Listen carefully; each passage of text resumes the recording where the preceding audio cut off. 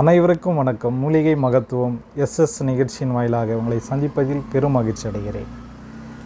இன்று நாம் பார்க்க இருக்கும் மருத்துவம்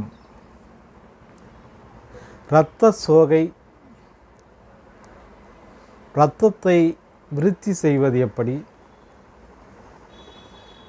வாதபித்த கபத்தை சமன்படுத்துவது எப்படி,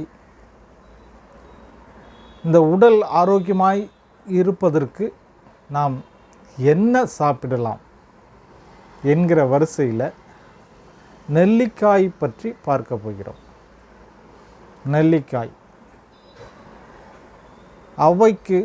ஔவை அதியமானுக்கு கொடுத்த ஒரு அற்புதமான காய் நெல்லிக்காய். அப்படியானால் இந்த நெல்லிக்காய்க்கு அப்படி என்ன மருத்துவ குணங்கள் உள்ளது? நெல்லிக்காய் எப்போவுமே ஒரு அற்புதமான வேலையை செய்கிறது. நோய் எதிர்ப்பு சக்தியை அதிகப்படுத்தக்கூடிய ஆற்றல் நெல்லிக்காய்க்கு உண்டு. அந்த வரிசையில் நெல்லிக்காயை எப்படி சாப்பிட வேண்டும்? நெல்லிக்காய் நிறைய பேர், சார் நான் நிறைய நெல்லிக்காய் சாப்பிட்றோம் சார், தினமும் நெல்லிக்காய் சாப்பிட்றோம் சார் என்று சொல்லுகிறார்கள். அது எப்படி சாப்பிடுகிறார்கள் அல்லது எப்படி சாப்பிட வேண்டும் என்கிற முறை இருக்கிறது. எப்படி சாப்பிடக்கூடாது என்பது இருக்கிறது. நெல்லிக்காயை ஊறுகாய் போட்டு சாப்பிடக்கூடாது. ஊறுகாய் போட்டு சாப்பிடும்போது அதில் கிடைக்கக்கூடிய சத்துக்கள் நமக்கு கிடைக்காது.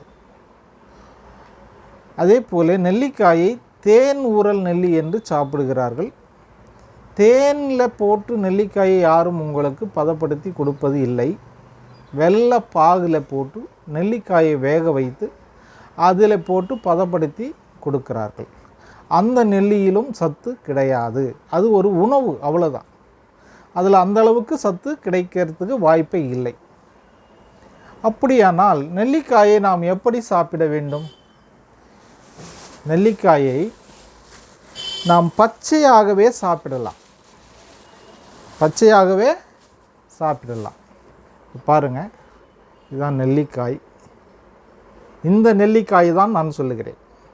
பெருநெல்லி என்று சொல்லக்கூடிய நெல்லிக்காய் இதுதான். நெல்லிக்காயில் இன்னொரு நெல்லி இருக்குது, அரிநெல்லி என்று சொல்லுவார்கள். ஆனால் நெல்லி என்றாலே, நெல்லிக்காய் என்றாலே இதை தான் குறிக்கும். மருத்துவத்தில், சித்த மருத்துவத்தில் நெல்லிக்காய் என்று சொல்லி இருக்கக்கூடிய காய் இந்த காய் தான். அதனால் இதில் எந்த குழப்பமும் உங்களுக்கு வேண்டாம். நெல்லிக்காய் என்றாலே இதுதான், பெரிய நெல்லி, காட்டு நெல்லி என்று சொல்லுவார்கள். இந்த நெல்லியில் அற்புதமான சத்துக்கள் அடங்கி இருக்கிறது. Vitamin B, vitamin C, calcium, potassium, phosphorus போன்ற அற்புதமான சத்துக்கள் அடங்கியிருக்கிறது. இந்த சத்துக்கள் ஒரே காயில் கிடைக்கிறது நமக்கு. இந்த ஒரு காயில் இத்தனை சத்துக்களும் அடங்கியிருக்கிறது. அப்படியானால் இந்த காயை நாம் சாப்பிடாமல் இருப்பது தவறல்லவா? அப்போது இனிமேல் இந்த காயை நாம் தினமும் சாப்பிட வேண்டும். எப்படி சாப்பிடலாம்? அப்படியே கடித்து சாப்பிடலாம். அப்படியே கடித்து சாப்பிடும்போது பற்கள் உறுதியாகிறது. அதே நேரத்தில் அதோட சுவை அத்தனையும் நம்மால் உணர முடியும். அதுபோக இந்த நெல்லியில் உள்ள அத்தனை சத்துக்களும் நமக்கு டைரெக்டாக, நேரடியாகவே நமக்கு கிடைக்கிறது. எந்த சேதாரமும் இல்லாமல் சத்துக்கள் நமக்கு வந்தடையக்கூடிய ஒரு விதம் இதை அப்படியே சாப்பிடுவது தான். ஒரு சிலருக்கு இதை கடித்து சாப்பிட பிடிக்காது. ஏன்னா ரொம்ப புளிப்பும் துவர்ப்புமாக இருக்கும். அதனால் பல் கூசுது என்று சொல்லுவார்கள். அப்படிப்பட்டவர்கள் இதை நறுக்கி கொட்டை நீக்கி மிக்சியில் போட்டு அரைச்சி சாறு எடுத்து குடிக்கலாம். அப்படி குடிக்கும் போதும் சூப்பராக நல்லா இருக்கும். இதை வெறும் வயிற்றில் சாப்பிட்டால் இன்னும் உத்தமம், நல்லது. இது என்னெல்லாம் செய்யும் என்றால், பசியை தூண்டும், குடல் புண்களை ஆற்றக்கூடியது, இரத்த சோகையை சரி செய்யக்கூடிய அற்புதம் இதில் உண்டு. அதுக்கடுத்தது எலும்புகளில் உள்ள மச்சையை உருவாக்கக்கூடிய ஆற்றல் இந்த நெல்லிக்காய்க்கு உண்டு. எலும்பை பலப்படுத்துகிறது, பற்களை பலப்படுத்துகிறது. கால்சியம் சத்து அதிகமாக இருப்பதினாலே பற்கள் பலமாகிறது. கண் பார்வை தெளிவடைகிறது. கண் பார்வையை அதிகரிக்கக்கூடிய ஆற்றல் இந்த நெல்லிக்காய்க்கு உண்டு. இது மாத்திரமில்லை, தலைமுடியை நன்றாக வளருவதற்கும் இது ஏதுவாக அமைகிறது. இந்த ஒரு நெல்லிக்காயில் எத்தனை சத்துக்கள் அடங்கியிருக்கிறது பாருங்கள்.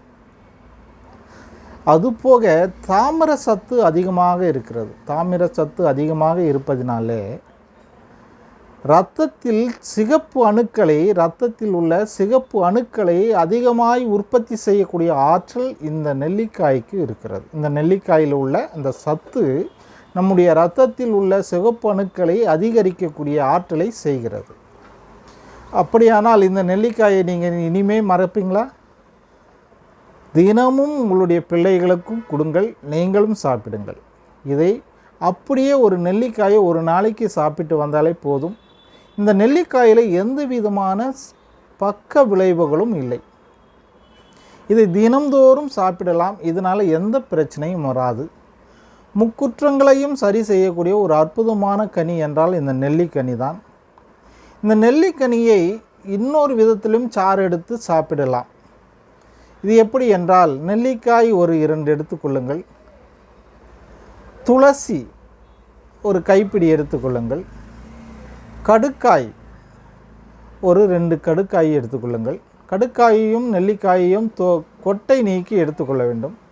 இதை அனைத்தையும் மிக்சியில் போட்டு நன்றாக அரைத்து சாறு எடுத்து அதற்கு 1/1 பங்கு இருக்குமானால் சாறு, 3 பங்கு தண்ணீர் ஊற்றி சுவைக்காக நாட்டு சர்க்கரை சேர்த்து குடித்து வரலாம்.